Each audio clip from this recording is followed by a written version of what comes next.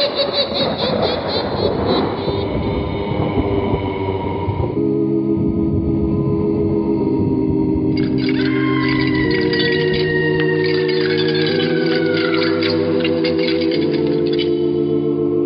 Mysterious Old Radio Listening Society podcast.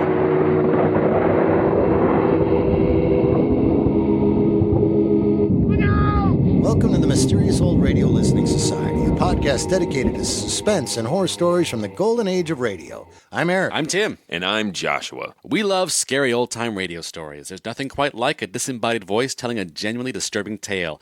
But do these stories stand the test of time, or are we being deceived by nostalgia? Are they suspenseful or forgettable, bone-chilling or butt-numbing? That's what we're here to find out. This week, I chose A Shroud for Sarah from radio's outstanding theater of thrills, Suspense. Suspense aired on CBS from 1942 to 1962, racking up 947 episodes in total, most of which still exist today. Suspense specialized in edge-of-your-seat crime stories, occasionally surprising audiences with a supernatural tale or even science fiction. No matter what the genre, though, Suspense stories always ended with an unexpected shock or twist. The show's smart scripts and high production values attracted A-list Hollywood actors, many of whom appeared not just once, but over and over again throughout the program's 20-year history. One such star was Lucille Ball. In the 1940s, Lucille Ball was known as the Queen of B-movies, starring in films like Marines Fly High, A Girl, a Guy, and a Gob, The Dark Corner, and Dance Girl Dance, where she met her future husband, Desi Arnaz. In 1948, Lucy landed the role of wacky housewife Liz Cooper in CBS Radio's My Favorite Husband, a comedy series that would become the template for Lucy and Desi's groundbreaking television sitcom I Love Lucy. Between 1944 and 1951, Lucy appeared in 6 different suspense stories, including 2 with Desi Arnaz. Tonight's story was originally broadcast October 25th, 1945, and features a distinctly unzany performance from the future Queen of Comedy. Listeners, please enjoy Lucille Ball in A Shroud for Sarah. Forget the petty distractions around you. Forget what you think you know. Forget everything but what you hear right now. It's late at night and a chill has set in. You're alone, and the only light you see is coming from an antique radio. Listen to the sounds coming from the speaker. Listen to the music, and listen to the voices. Now, the Roma Wine Company of Fresno, California presents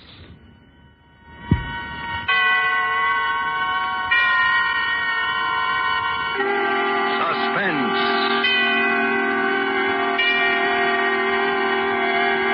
Tonight, Roma Wines bring you A Shroud for Sarah, starring Miss Lucille Ball, soon to be seen in Metro-Goldwyn-Mayer's Technicolor musical Ziegfeld Follies. Suspense, radio's outstanding theater of thrills, presented for your enjoyment by Roma Wines. That's R-O-M-A, Roma Wines.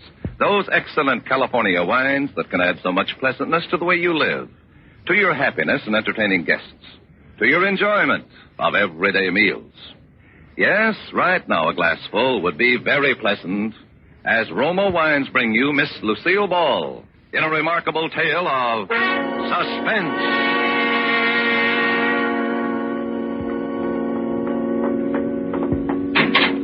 Well, Sarah? Sarah? Come in, George. How did it go, darling? George, you're trembling. Something went wrong. No, nothing went wrong. You got it then? Yeah, I got it stuffed in all my pockets. Here, I'll dump it on the bed. Here you are, Sarah. 17 grand. 17,000? It's more than we expected. Yeah. George, you're acting queerly. Did everything work out all right? Sure it did. It was duck soup, just like old times, Sarah. Remember how every job clicked? Sure fire when we used to plan them together. George. Yeah? You're lying, aren't you? Sarah, you really love me, don't you? Do you have to ask? Would I have come back otherwise? 10 years is a long time. I thought you'd be changed. I never thought you'd come back like this out of nowhere. I don't even know what you've been doing, where you've been living, what name you're using. You haven't told me a thing about yourself. I will, George. I will, as soon as we get out of this apartment.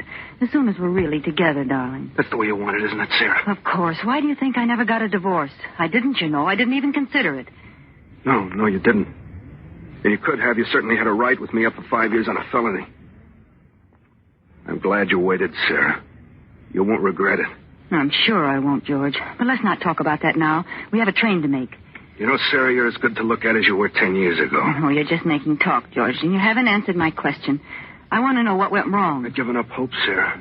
I didn't expect to see you again. But I came back. I've done 2 stretches, Sarah. 9 years in jail out of 10. I wouldn't have pulled another job if you hadn't shown up. You won't go away again, will you? Only with you, George. Sarah, the scent of your hair. I used to dream of it. Those long nights in jail. Now it's real. Holding you like this. With your hair in my face. George, you're hurting me. Your arms. I'm sorry. Just that I'm so afraid it isn't true having you again. I want to hold you tight forever. George, what happened? What went wrong? Sarah, I had to kill a man. Well, have you got anything to say? Only the obvious. It's murder, then. That changes my plans. Your plans? My plans for us. You're going to stick with me, aren't you? Of course. I didn't come back after 10 years only to run right out again. We must think this out carefully. Are you sure you left no clues? Only the gun. I wiped it off clean and left it there. It's a gun I picked up years ago. No way to tack it on me. Fingerprints? Gloves. Then there's nothing to worry about. Only if they happen to pick me up on suspicion. I see. Are they after you now, George? Of course not. Nobody heard the shot. There was nobody in the building but that bald-headed bookkeeper. He hadn't gone home. Must have stayed to get his books in shape for the morning. My luck. And you weren't followed or chased? You don't think I'd have come here if they were after me? I'm sorry, George. I know you wouldn't. You're not sore at me, then? We can go ahead just as we planned. Our train leaves in an hour. We'll pick up the tickets at the station. Sarah, it's hard to believe in an hour we'll be on the way to Florida, you and I. Yes, George. Just the 2 of us. In the warm sun. It's a dream I've had for 10 years in and out of jail. I figured it would always be a dream. You know, it's funny. What's funny? There's a bald-headed man lying dead over there at the finance company. He's finished. And we're just beginning. I never killed a man, Sarah. Never before. You'll do all right from now on, George. You forget about that thing. I'll help you forget it. Yeah. But we've got to hurry now. Put your hat on. Now go over and pick up the tickets. Well, I thought we'd go to the station together. Silly, I've got to dress. Yeah, well, the Sunset Limited leaves at 8 o'clock. There's only an hour. I know. I'll dress and pack and meet you in 30 minutes at the train gate. Have you any money? Here, take some of this. I'll put the rest in the valise and bring it in a cab so it won't be found on you if anything happens. Why didn't you come back before, Sarah? I didn't realize it till this minute. I've been like an orphan for 10 years. Kiss me. Now, that's all, George. You've got to hurry now. Yeah. Remember, the Sunset Limited at the gate. I'll remember. And don't forget to clean out the desk. I'll take care of everything, George. Now, hurry.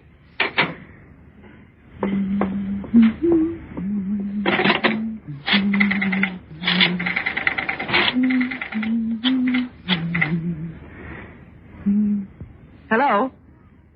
Police headquarters? A man was killed a few minutes ago at the Vanda Finance Company on Dexter Avenue. Please don't interrupt.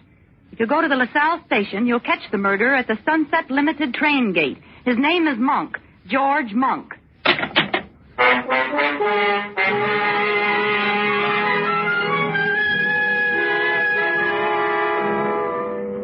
For Suspense, Roma Wines are bringing you as star Miss Lucille Ball in A Shroud for Sarah by Emil C. Tepperman. Roma Wines' presentation tonight in radio's outstanding theater of thrills, Suspense.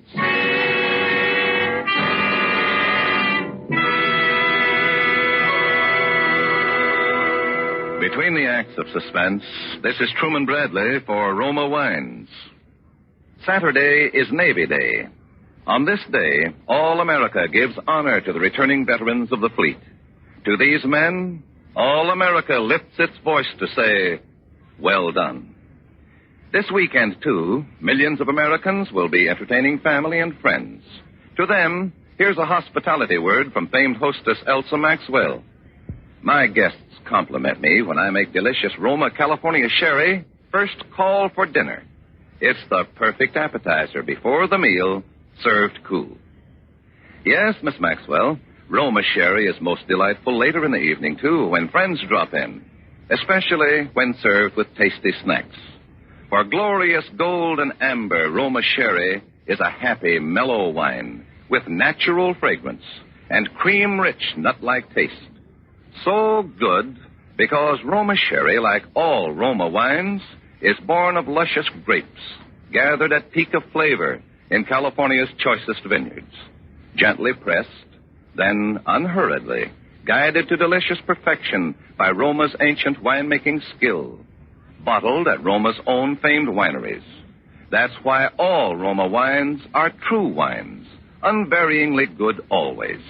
Remember, because of uniformly fine quality at reasonable cost, more Americans enjoy Roma than any other wine. Insist on Roma, R-O-M-A, Roma wines. And now, Roma Wines bring back to our Hollywood soundstage Lucille Ball as Sarah Martell in A Shroud for Sarah, a play well calculated to keep you in suspense.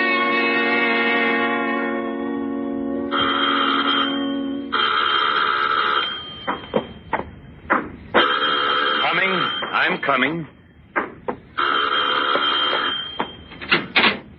Oh, I knew it was you, Sarah. Only you would ring so insistently when you know I'm handicapped by this infernal crutch. Good evening, Peter. How's our next governor? Aren't you going to kiss me? I've been away 3 days. Is it necessary, my dear? Peter, are you going to let the neighbors see me standing out here with this valise? Kiss me, you idiot. You can stand it if I can. Very well. Satisfied, my dear? Now that we've performed for the neighbors, shall we go in?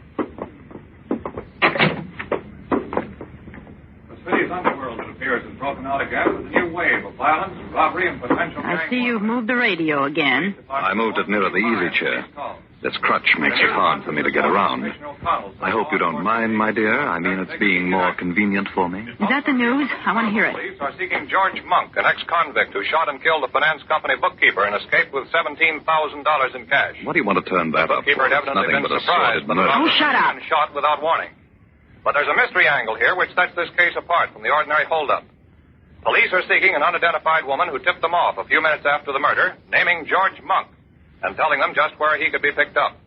Unfortunately, one of the officers sent to apprehend the murder was recognized by Monk, who made his escape in the crowded railroad station. What's the matter, my dear? Why did you turn the radio off? You look as if you'd seen a ghost. Leave me alone, Peter. Well, what sort of villainy were you up to in Chicago? Sarah, come back here. Where are you going? I'm going up to my room. I want to unpack. Good night, Peter. Burglary in Chicago. Mysterious woman who tipped off the police. Just a moment, Sarah. I said good night, Peter. $17,000. Sarah, I want to know what's in that valise. Why are you hanging on to it like that? Stay where you are, Peter. Don't come up these stairs. What's wrong? Are you afraid to let me see what's in that valise? No, I'm not afraid. Just don't come up any closer. Well, that same little pistol of yours. Would you shoot me with it again, my dear? If you come a step further. Drop the gun. You're not going to shoot me now, just before election. You want to be the governor's lady, don't you? Stand still, Peter. I'm sorry, Sarah. I've got to know what's in there. Take another step, I'll shoot. You're a fool, Sarah. Clever and ruthless, yes, but nevertheless a fool. Look at all the terrible things you've done to satisfy your ambition. Even murder now. And it's all been a waste of time. What do you mean? Did you know that the results of the popular poll were published today? Well? It gives Stephen Archer a 15% edge over me. And not only that, but the incumbent governor, the man we're both trying to beat, ran ahead of the two of us in the poll. You're not lying about that? Of course not, my dear.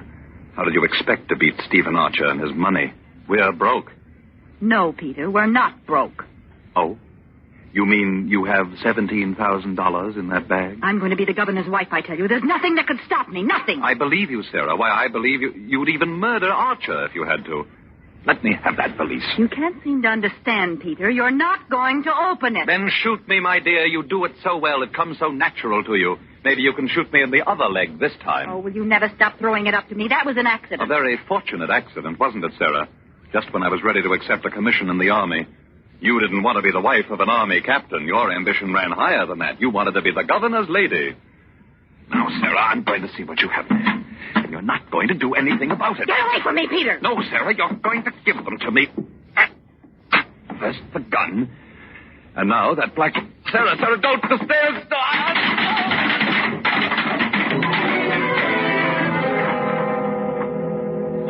Sarah. Oh, Sarah.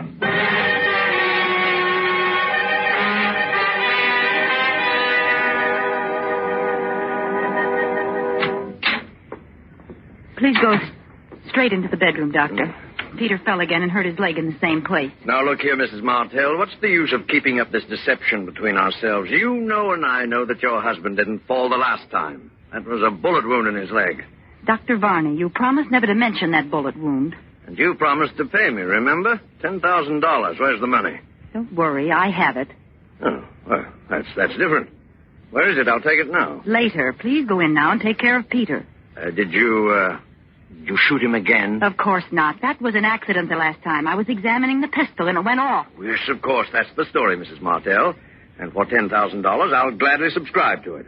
But I must have that money. I need it. I won't touch that leg till I get the money. All right. I have it here. Huh? There. That's $10,000. Now hurry in there and take care of Peter. Afterwards, I'll want to see you in here. There may be another matter that I'll want you to handle for me. Yes, that's $10,000. Another matter? You are also the physician for Stephen Archer, aren't you? Yes. You've been attending him every day during the campaign. I understand his heart needs attention. Look here, Mrs. Martell. Stephen Archer's running against your husband for governor. I wonder when you originally called me in, did you know I was Archer's physician? Could be. Huh. Well, I'm sorry. I can't discuss Archer with you. The ethics of your profession. Please, Dr. Varney. If your fellow practitioners knew what I know about you, you wouldn't have any profession. I won't listen to any more from you. I'll take care of that leg of your husband's, but more than that, no. Oh, but I'm sure you'll change your mind, Doctor. Whatever your proposition is, the answer is no. Even if I were to offer $50,000. There, now, I knew you'd be interested. Now run inside like a nice fellow and tend to Peter. I'll go out for a few minutes, but please wait for me. There's an appointment I must keep. I won't be long.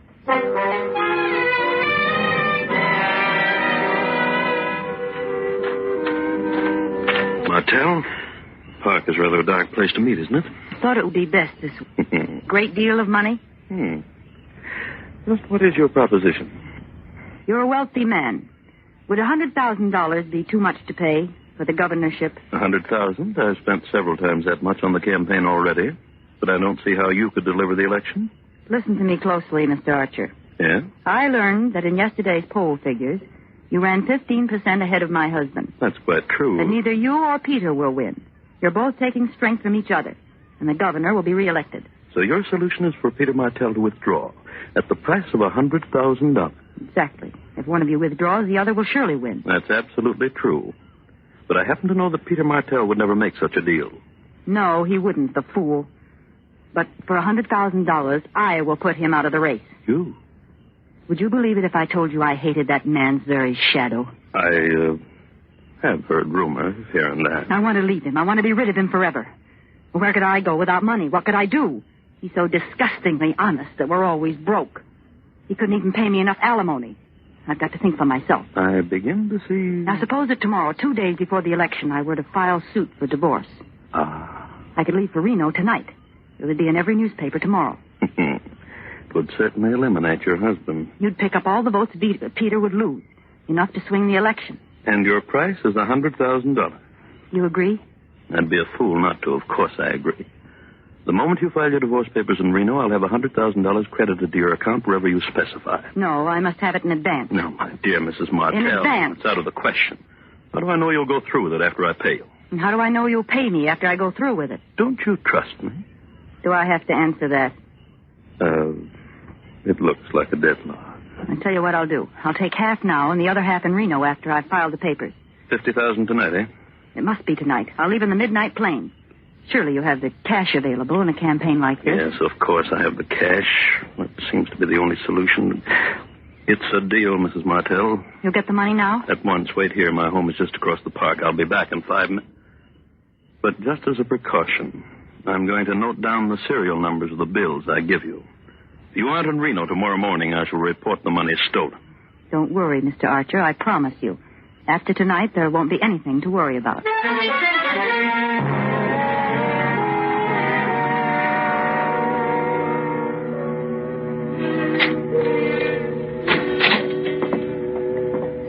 waiting for me, I see, Dr. Varney. Well, it took a long time. I was just deciding to leave. You took care of Peter all right? Yes, the wound opened up again. It was painful, but not as bad as it looked. He'll be up again by tomorrow. Thank you, Doctor. Oh, you said you wanted to talk to me. Yes, I have a little proposition for you. You mentioned $50,000. Yes. Yes, I have the money in my handbag. Here. Go on, take it. Now count it. Yes. What do you want me to do? Doctor, have you ever murdered anyone? What? I said, have you ever murdered anyone? Why, you're joking. You'd hardly call murder a joke. What are you suggesting? You are Stephen Archer's physician. You stop at his home every night and check his heart. And you give him a sedative. No. I'm going out of this house, Mrs. Martell, and I'm never coming back. Before you go, Doctor, I'll take that money back. $50,000, Doctor. It's a lot of money. Yes, I know just how deep you are in the red. $50,000 will put you on your feet again. Well, And you'll have the friendship of the wife of the next governor. You want me to give Archer an overdose of sedative, huh? I knew you'd be reasonable, Barney.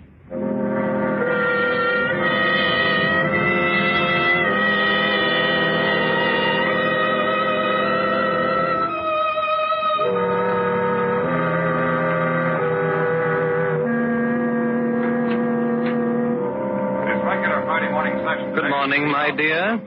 I see you're at the radio already. Aren't you up early today? I thought all the Borgias slept late. I wanted to hear the news. Indeed. Could it be a person by the name of George Monk that you're so anxious to hear about? What do you mean? Why do you mention that name? The Black Valise, my dear. Remember, I'm still anxious to know if it contains $17,000. 3 guests and 1 fireman were injured, and damages are assessed. Have you taken the newspaper in yet? $5,000. No? I'll get it. There'll be something in this morning's paper that I'd like you to see, my dear. Stephen Archer, candidate in the 3-cornered race for governor, was found dead in his bed, apparently from an overdose of sedative. All indications point to accidental death, except for the fact that a large sum of money was missing from the safe. However, if the money was stolen, it'll do the thief no good, for the serial numbers were carefully noted down on the desk pad on Mr. Archer's desk. What was that? Archer dead? Yes. Sarah, I read the signs of your fine Italian hand. Did you have a hand in it? Peter. So now Archer's votes will drop in my lap, huh? You'll be governor, Peter. Sarah, I think I'm going to kill you. Put that crutch down! No, my dear. You needn't run away. I was just rehearsing. I'm not ready to kill you yet. Perhaps someone else will do it first. I'm going to wait for the result of my experiment. Experiment? What do you mean? See? Here. What? What is it, Peter? Just an ad in the personal column. I had it inserted in every newspaper between here and Chicago. Let me see that. It's the first ad in the column with display space around it. I wanted to make sure it was seen by the right person. Read it, Sarah, read it. All right, if it makes you happy, I will read it. George, was her name Sarah? Or did she use another name? I mean the one who left with the little black valise and all the money in it.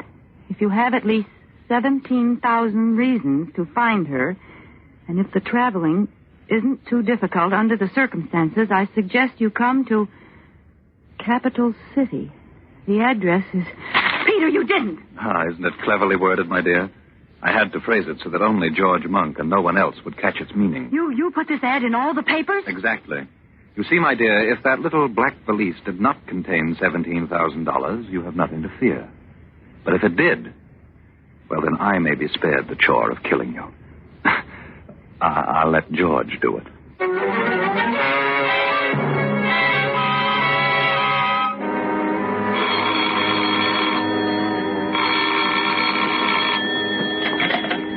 Hello? Mrs. Martell? Who is this?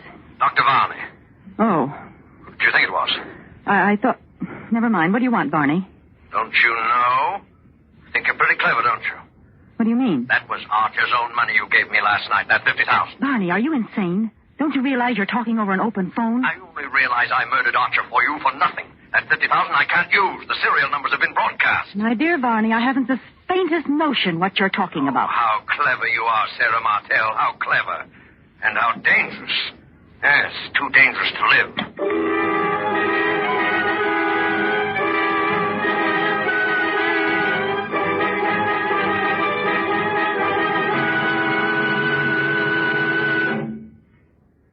The medical examiner's all through with the body, Inspector. All right, O'Connor, all right. Then I guess we're finished, too. Tell Mike to be careful with the body. And put down in your report, dead on arrival, murdered by person or persons unknown. I'll sign it when I get downtown. She was a beautiful woman, O'Connor. It's a tough way to die. A tough way indeed, Inspector. How's Mr. Martell taking it? Like a trooper, sir. Here he comes now with his doctor. All right, O'Connor. I'll see you downtown. Yes, sir. Goodbye, Inspector. Are you pretty near through, Inspector? Yes, Mr. Martell. The boys are taking the body away now. May I say, Mr. Martell, that you have my deepest sympathy in this bereavement of yours. Thank you, Inspector. Oh, by the way, do you know Dr. Varney? Oh, how do you do, Doctor? How do you do? A ghastly business, Inspector. Yes, indeed, and we'll do everything in our power to lay that murderer by the heels. Inspector. Yes, Dr. Varney? Have you any clues, anything definite to go on? Well, if you don't mind my talking about it now, Mr. Martell. Oh, it's all right, Inspector. I'm afraid I'm going to have to listen to a good deal of talking about it. Might as well get used to it. A very wise and courageous way to look at it, Mr. Martell. Well, as I was saying, I believe it was a maniac. That's my firm conviction. A maniac? Right. Who but a maniac would have stayed in there to torment that poor dead body? Can you imagine a sane man first choking her to death with his hands, then stabbing her with some keen instrument, then bashing her head in with a blunt instrument?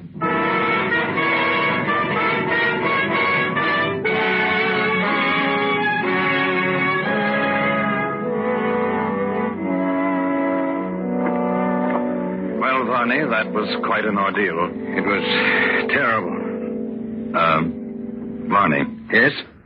You hated her very much, didn't you? No more than you did, Mr. Martell. I won't deny it. It's true. You haven't been using your crutch this morning. No? What made you think of the crutch? Oh, nothing. A blunt instrument, huh? That's all right, Varney. I don't mind your asking. I was thinking along the same lines myself, only it was the keen instrument I had in mind, say a scalpel. Now, look here. Skip it, Varney. I was just making conversation. Oh. You know, there's something I don't understand. Yes, Varney? Yes? Nothing at all. Nothing. I know what you want to ask. You want to know who was the third man. Well, I'll show you, Varney. Where are my keys? Here. Huh? What have you got in that closet? A guest, Varney. Shall I say an invited guest? You can come out now, George. The coast is clear. Thought you meant to bury me alive in there. Tell, who's this man? Dr. Varney, George Monk. Shake hands, gentlemen. Oh, no? Very well. I thought it would be right for all three of us to be together for a moment. What are you talking about, Martell? Listen carefully, Varney, and you, George. Each one of us was in her room last night. The cumulative effect of our individual deeds has convinced the inspector that a maniac murdered my wife. But we three know better. However, there is one of us who knows more than the other two. One of us killed her first. I say first because the other two were not one whit less murderers for the fact that she was already dead. The three of us. We all did it. Yes, George. And I suppose that by checking each other and comparing notes, we could determine to the satisfaction of all of us just who took precedence. For instance, when I heard you move about in the closet this morning and turn the key on you, I had no way of telling how long you'd been in the house. And I don't want to know. Then two of us will always be in doubt. Exactly, Varney. Do you agree to it? Yes. And you, George? Yes. Then, goodbye, gentlemen.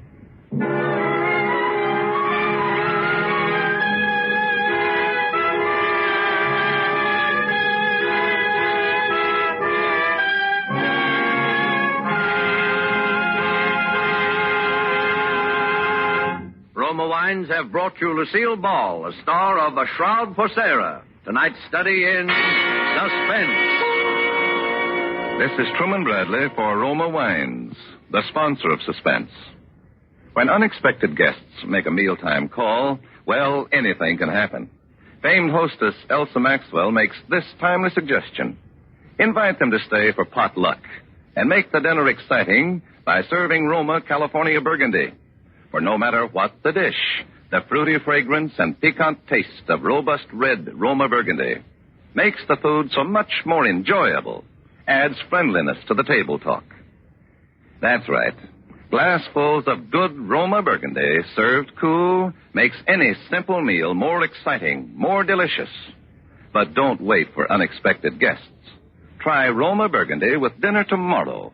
You'll enjoy this vintner's masterpiece. Like all Roma wines, this is wine at its best in uniform quality, yet costs only pennies a glass. Always insist on Roma wines. No other wine offers you so much for so little. Next Thursday, you will hear Ronald Coleman in Suspense, radio's outstanding theater thrill. Presented by Roma Wines, R-O-M-A, made in California for enjoyment throughout the world. There is an immediate need in most hospitals for auxiliary non-nursing personnel. Approximately 90,000 men and women must be recruited if hospitals are to provide patients with even minimum services. The present critical lack of hospital workers of all kinds is substantially reducing the amount of nursing care per patient because nurses must spend so much of their time on non-professional tasks. Although the need varies in different sections of the country, there is an overall need for orderlies, laundrymen, chefs, electricians, plumbers, janitors, and so forth. Men and women, both skilled and unskilled, who want to work in a hospital in any capacity can now get secure, well-paid jobs with a post-war future.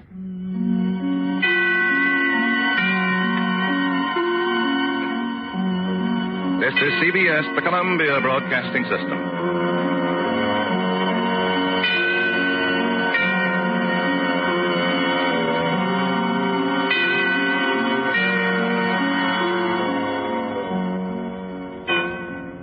That was A Shroud for Sarah on an episode of Suspense here on the Mysterious Old Radio Listening Society podcast.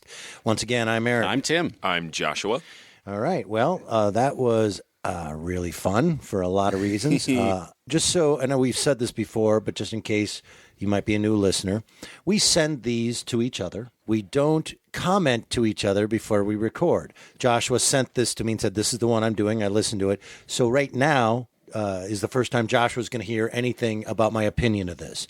And we don't tell anybody anything about what we're sending them. So I just sat down and started listening to this. And when the announcer said, starring Lucille Ball, I was like, yeah, sweet. This is going to be super fun. And I thought as it went along that I kind of wish I wasn't told ever it was Lucille Ball because I kept hearing Lucille Ball. Do you know what I mean? Yeah. Like, I don't think I would have recognized her voice had I not been told it was Lucille Ball. So consequently, there are moments where I expect that wacky Lucille Ball to come out in the middle of some scary moment, like, oh, Ricky, you know. But she's kind of dark Lucy, as in she's still a conniving wife in it, so it's kind of funny. It's great. She's just, if Lucy murdered everybody in sight. But it was fantastic. And if we didn't know Lucille Ball as how we know her, we would say that was a really great performance. But these were the roles she was known for. I mean, maybe not this harsh, but she was known as this harder female character in a lot of her B movies. Yeah. She would either play that or often the sort of down and out wannabe starlet character, too, in a lot of these B movies. Didn't she start Ziegfeld Follies? She was in, she was in a film version of it. That's what I mean. Yeah. Her first film was a Ziegfeld Follies, and it's just for a few seconds, I thought. Yeah. She's also in a Marx Brothers film, Room Service. That's right. Yeah. Well, I found this to be a really great mystery. I enjoyed the performances a lot. I love the ending a lot. So, Joshua, I know it's suspense, so it's awesome, but why'd you pick this? You already talked a little about Lucille Ball, and I had this episode in a set when I was young, and it was a suspense set that really emphasized a lot of celebrities that were still known, or I guess when I had this box set, Lucille Ball was still alive. And so Suspense, traditionally, even when stars at the time were known as comedians, would cast them as killers and murderers. At this point in 1945, Lucille Ball wasn't known as a comedian yet, but they also did episodes with Jack Benny. Danny Kaye, is that correct? Yep, Danny Kaye. George Carlin. really great one with Ozzy and Harriet, a really depressing suspense with them. Yeah, so that was kind of their shtick with comedians. But at the time I listened to this as a kid, I just knew Lucille Ball from I Love Lucy. So that enough as a hook for me. But then this particularly has so many twists, and it is such a nice reversal of the usual gender roles, pretty much starting in that opening scene with George the ex-con. Yeah, that immediate betrayal of him. Yeah, the betrayal, but even before that, it's really flipped, as in she is the one who is directing all the action. She's calm. She's calm. She's asking him all the questions, and he's really weak and vulnerable. He just keeps going back to... And a little excited. Yeah, I missed you. I can't believe you're still here. He's so vulnerable to the point that it's a little uncomfortable when he's like, I'm smelling your hair, and he's like, I can't believe you're still with me and still here. And so I found that super engaging, and then she betrays him, and then we go immediately to this twist where we find out what she's been up to. Yeah. She's married to this guy who's running for governor, and she shot him in the leg under mysterious circumstances. And you're like 5 minutes in going, what is going on? I like the little parenthetical. Without going into too much explanation, which you're probably going to want, my grandparents, also a married couple, where one shot the other. Okay. Did not end the marriage. By accident? No. Oh. They're from Oklahoma. Oh, right. That's just how you settle things. Yeah. I want to learn a lot more about this, Tim. But let's go back to the episode. I like the reveal, the slow trickle of information. The way we got explained, first of all, they didn't say, well, you remember when you shot me in the leg by accident, but everybody thinks, that there was no exposition like that. It was natural conversation. So consequently, it's revealed to us naturally and in a real way. Yeah, they have that to he got shot. Dig for that. Right. That she's the governor's wife. Or about to be. Angling for it. That they're not getting along. All of the things that are revealed to us are through very natural dialogue. And small details. We learn that he's upset about his leg when he's moved the radio. It's a very domestic thing, like, oh, I see you moved the radio. And he's like, yeah, because I have this crutch because you shot me. But he doesn't even say it. He doesn't say it that explicitly. It's not until she's on the stairs with a gun pointed at him that we find out that he was shot in the leg. Yeah. Oh, he says, then shoot me, dear. You do it so well. I just love the dry sarcasm of Peter. And it's a great reveal to us, like, oh, that's what's wrong with him. I'm gonna perhaps surprise you with I have a little bit of push-pull with this episode. In that I acknowledge like how incredibly well every aspect of this is put together technically. The script is so perfect. The performances are so good.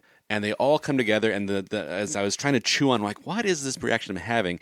The train is moving so smoothly, I sometimes feel like it's not moving to me. These characters that's this perfect sort of blend in my head of Chandler and Agatha Christie, of these sort of despicable characters in this perfect plot, and that as it goes, I'm admiring it, but I'm not necessarily emotionally attached to it. And I guess that's what I like about it. I totally understand. There's not a likable character in this entire thing. It is all an intellectual exercise listening to it. You're not emotionally invested in everybody. Yeah. Even Peter claims to have some sort of moral virtue, but he at the end just arranges for her to be murdered. He doesn't turn her over to the police for justice. Well, no, he's a politician. Yeah. No, of course he doesn't have any more. There's like a 30% chance he's a murderer. Yeah, you're in a story where the most likable character is a politician, so right. You are not supposed to invest in these guys emotionally, and I totally hear what you're saying, and it kind of depends on what you're looking for in a story. This one is so stylish, and the performances are so good. I enjoy it as that sort of admiring from a distance. Mm-hmm. It is so about the mechanics of the story that when all of the pieces are in place for all of Sarah's betrayals, her death is so inevitable that they just cut away, skip over the murder, and go to the police taking her body out. Right. She goes from a conversation with Dr. Varney to she's dead and being taken out of the house. And I really admire that kind of storytelling. That's the thing, is I think intellectually I recognize how much skill it takes to put this story together. But because they make it look easy, I think emotionally, that just looks easy. I know it's not, but they make it look like it is. That's kind of the allure for me, is that it's such a perfect plan, and they're making it look so easy that you're just kind of waiting for the train to leave the tracks. Yeah. And when it does, when he takes out the ad in the paper, which is the only part I have an issue with, the ad he took out in the paper wasn't that cryptic. Pretty see-through. It wasn't like a Da Vinci 17,000 reasons. Right. Yeah. Oh, I got it. You're looking for that guy, George. But I also love the ending of this. And I said that at the beginning of this. I love that it goes wrong for her, but there's a happy ending for the three guys that got manipulated by her. Yeah. But they're not good guys, though, too. I think if they were the good guys in this or had been portrayed honorably, it would have kind of a sour note of three guys getting together to kill this woman. Because you have no emotional involvement in it, like Tim was saying, you have this distance. It's purely a puzzle, and it seems like the inevitable consequences of actions. It would be different if the three of them got together and like, we all hate her. Let's figure out a way to kill her. But no, they figured out after the fact, like, we all showed up to kill her. Well, it seems like Peter manipulated the other two to a certain extent, or at least George, the ex-con. And I wonder, in legitimate law, would the person who did the killing blow first be the only person who was guilty? No, just so you know, no. Yeah. Because I've watched a lot of Law & Order. Okay, I'm sorry. Tell us, Professor Law & Order. I will tell you that no, and I can't give you quotes or exact data. I know, though, that even though someone's dead, if you try to kill them, if you don't know they're dead, you still are culpable. But is that attempted murder or actual murder? Good question. Because the attempt is bound to fail if they're dead. I think it's murder because your intent was, even though you didn't know. And it could change state to state, too. And let's be honest, I'm watching Law & Order from the 90s. So things could have changed. But obviously, advanced 21st century murder and attempted murder. Peter's playing on that at the end. It's like, do you really want to bring this up in a court of law? Do you want to really explore these nuances, gentlemen, or do we want to just all keep quiet? I would assume that there's something to... Just one of the three of us, probably George, killed her. I would assume there's something to the idea, though, the time that this is recorded, that maybe that was how it worked. That's why they wrote it in there that way. If someone's dead and you shot him, then nothing's going to happen to you. I think more likely they're riffing on other fictional mystery conclusions. I mean, this is very much a riff on, spoilers, Murder on the Orient Express, the everybody did it trope. Here, the subversion is that the people who did it were as much killers as the victim. Yeah, like Orient Express light. About a third of the characters. Although the police, again, like in all old-time radio, are pretty lackadaisical. They're just like, well, a maniac must have done it. They were Let's stop investigating. Clearly. Choked to death, bludgeoned, stabbed. I'm done. If we're led to believe by re-listening and re-watching things from this era that there was, in each town, a crime once a year. Everybody was pretty good. Everybody was well-behaved, and this was pretty rare. But you go all the way back to Sherlock Holmes or Edgar Allan Poe before that, and that's part of this mystery genre, is the assumption of police being idiots. Right. Much farther back than the 1940s. Bumbling police. Yep. Keystone Cops. It's a good trope, that and the bumbling Nazi trope, right? Well, let's vote. Tim, let's start with you. What do you think of this? I acknowledge it is a classic. Like I say, it is a beautiful machine of combining Agatha Christie, and Chandler. I thought of sort of hard-boiled characters in this really well-constructed plot, and I can just heap praise upon praise on it, and then I'll qualify with, but it left me a little distant, which that's the way it's designed. But I think it's well done all the way through. I think it's a really great episode of Suspense. I thought it was well written, interesting to listen to. Not so scary, but suspenseful. It was suspenseful. I didn't know what was going to happen next. It was twist upon twist. Right. I love the twist. Upon twist. I would say, considering the acting and everything else, I'd call this a classic. Yeah, and definitely want to give praise to Lucille Ball, because I'd like to help her career out if I can. Yeah, let's just promote her. She's going places. That one.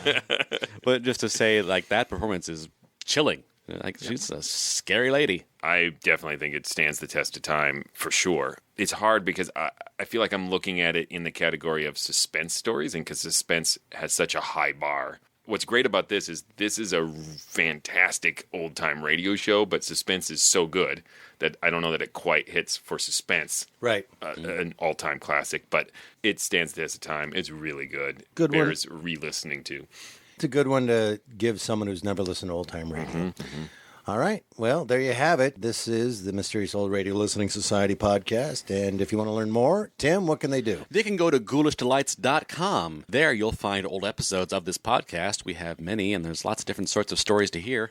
You'll also find out about the live shows we do. We perform live versions of classic old radio stories out in the world, and we have information about that at ghoulishdelights.com. You can also go to iTunes and write a little review of our podcast. If you're enjoying it, please let the rest of the internet know that fact. It really helps us. It helps us get new listeners. So thank you for everybody who's already written a review. Do I have the next one? Yes.